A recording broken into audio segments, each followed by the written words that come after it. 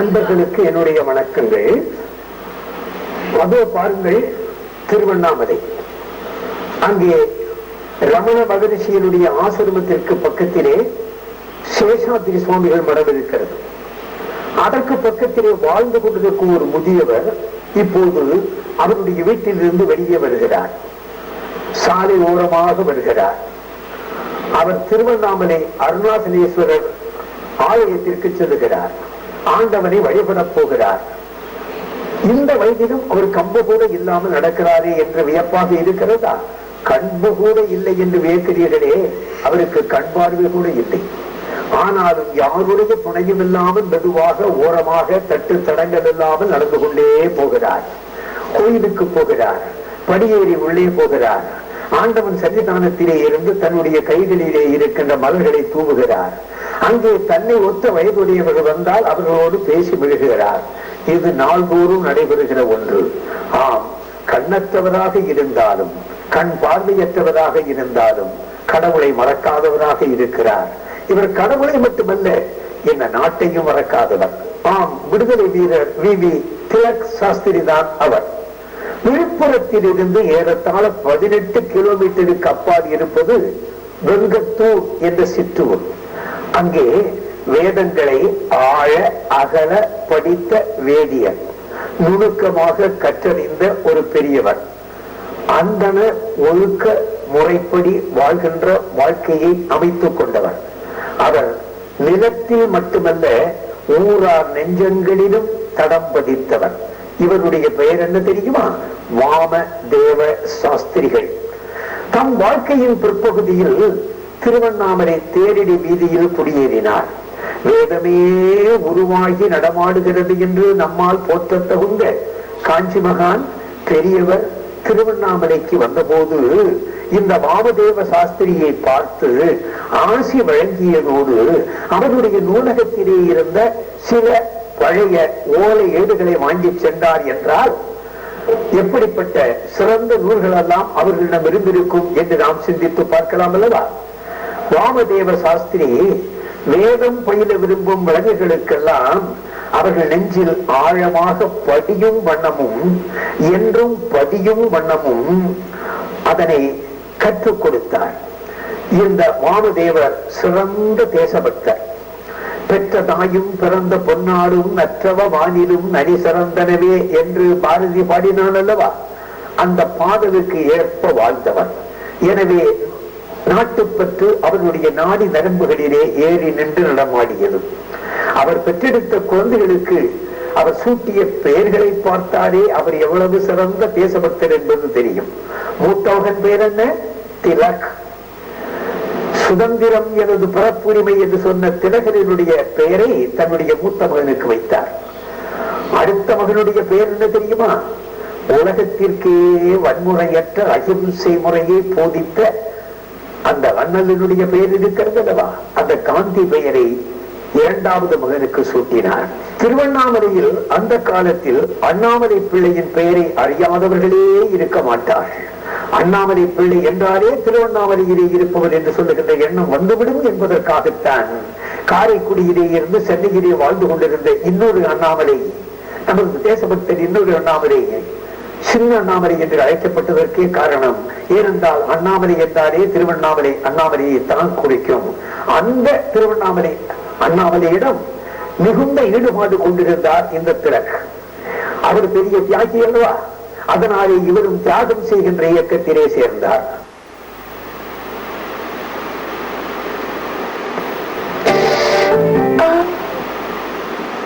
ஆயிரத்தி 1930 உப்புக்கும் வரி விதித்தது ஆங்கில அரசு. காந்தி மகான் உப்பு சத்தியாகிரகம் தொடங்கினார்.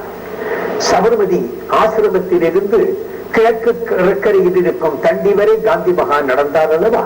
அதன் எதிரொலி தமிழ்நாட்டிலும் கேட்டது. ராஜாஜியினுடைய தலைமையிலே திருச்சியிலிருந்து உப்பு சத்தியாகிரகம் நடந்தது. அதை போலே பல்வேறு இடங்களிலே நடந்தது.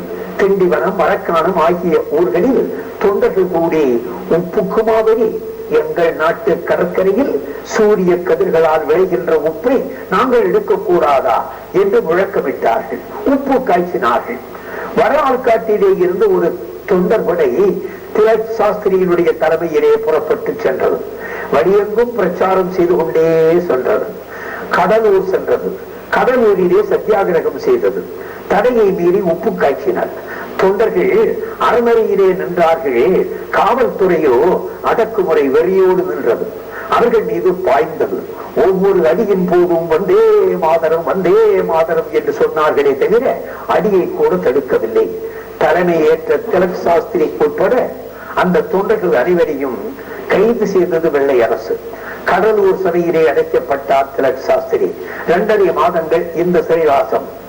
1940 காந்தியடிகள் தனிநபர் சத்தியாகிரகத்தை தொடங்கினார். திலக் சாஸ்திரி காந்தியின் வழி நடப்பவர் அல்லவா? காந்தி மகான் சொன்னபடி கைராட்டையில் நூற்று நம் நெசவாளர்கள் கையால் நெய்யும் கதரை மட்டும் அணிபவர் அல்லவா? உடையால் மட்டுமே நான் காந்தியை பின்பற்றுவேன், உள்ளத்தால் பின்பற்ற மாட்டேன் என்று சொல்வாரா திலக்? போரில் குதித்தார். ஆங்கில அரசின் அடக்குமுறை பாய்ந்தது. கைதானார்.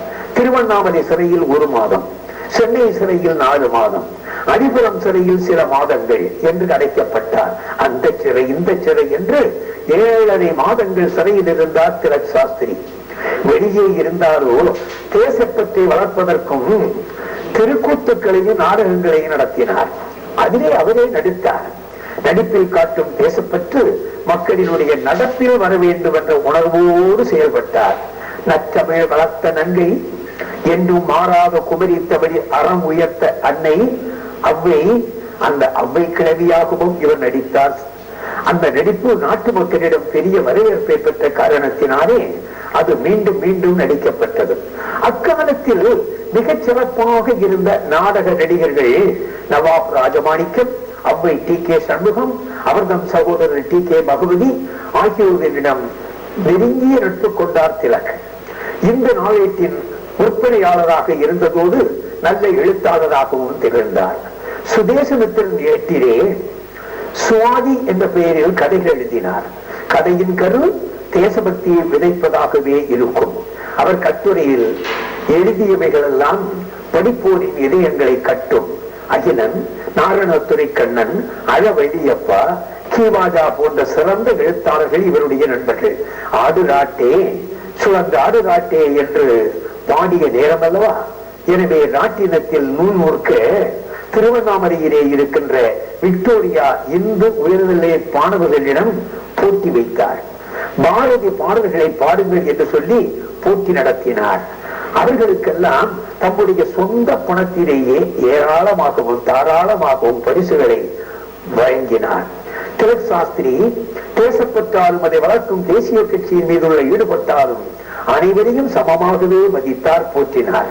பெருந்தலைவர் காமராஜருக்கும் மரியாதைக்குரிய ராஜகோபாலாச்சாரியாருக்கும் சில காரியங்களிலே கருத்து வேறுபாடு இருந்தாலும் கூட இவர் அவர் ஆள் இவர் ஆள் என்று பேதம் காட்டாமல் 2 பேர் பக்கத்திலும் நெருங்கிய நண்பர்களாக இருந்தால் மடியிலே பையை வைத்துக் கொண்டு ராஜாஜியே உற்று பார்த்துக் கொண்டிருக்கின்ற திலக் சாஸ்திரியாக ஒரு படத்தில் காட்சி அளிக்கிறார். தன்னுடைய மனைவி திரிபுர சுந்தரியையும் மகள் லட்சுமியையும் காமராஜரிடம் அழைத்து சென்று ஆசி வருகின்ற வகையிலே ஒரு படத்திலே காட்சி அளிக்கிறார். 1988 ஆண்டு சிவ சிவ சிவ என்று இறைவன் நாமத்தை உச்சரித்துக் கொண்டே அவர் உயிர் பிரிந்தது. தந்தையினுடைய தியாகத்தை என்றும் எண்ணி எண்ணி பெருமிதம் படுகின்ற அவருடைய லட்சுமி மகள் தன்னுடைய பள்ளிக்கூடத்திலே ஒவ்வொரு தேசபக்தர்களுடைய பிறந்த நாளையும் கொண்டாடி வருகிறார். 1972 ஆண்டு ஆகஸ்ட் மாதம் 15ஆம் தேதி இந்த நாட்டின் பிரதமராக இருந்த பண்டித நேருவினுடைய அருமை மகள் இந்திரா காந்தியிடம் தந்தை பெற்ற தாமிர பத்திரத்தை என்னிடம் கொடுத்து மகிழ்ந்த லட்சுமியினுடைய லட்சியம் என்ன தெரியுமா? தன் தந்தை தியாகி திலக் சாஸ்திரியினுடைய புகழை பரப்புவதுதான். திலக் சாஸ்திரியினுடைய புகழ் என்றென்றும் நின்று விளைக்கட்டும் என்று நாமும் வாழ்த்துவோமாக.